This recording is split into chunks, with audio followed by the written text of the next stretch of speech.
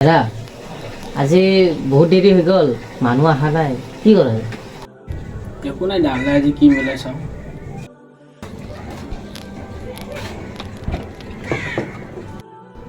দাদা চাওঁ কি লৈছোঁ চাই দিছোঁ। কি লাগিব? দাদা চাউল 5 কেজি দিয়ক, দালি 5 কেজি। এইখিনিতো আৰু একো নালাগে? নাই এইখিনি দিয়ক।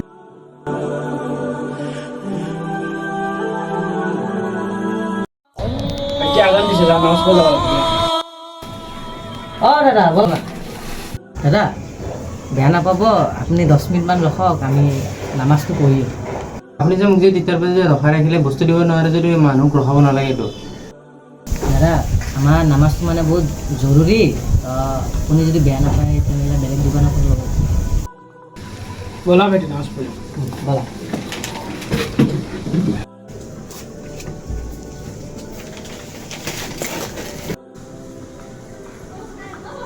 দাদা আসসালামু আলাইকুম। ওয়ালাইকুম আসসালাম। মোৰ ঘৰত দাৱাত আছিলে, আপুনি মোক চাউল দি দিয়ক 10 কিলো, আলু 10 কিলো আৰু মিঠাতেল 1 লিটাৰ বা 1 লিটাৰৰ পেকেট যদি আছে 5টা দি দিব, আৰু নিমখ 2 পেকেট আৰু ভাইটি তুমি কৈছা না কাষ্টমাৰ আমাক আনলাইক ইমান ধুনীয়া কাষ্টমাৰ। আলহামদুলিল্লাহ।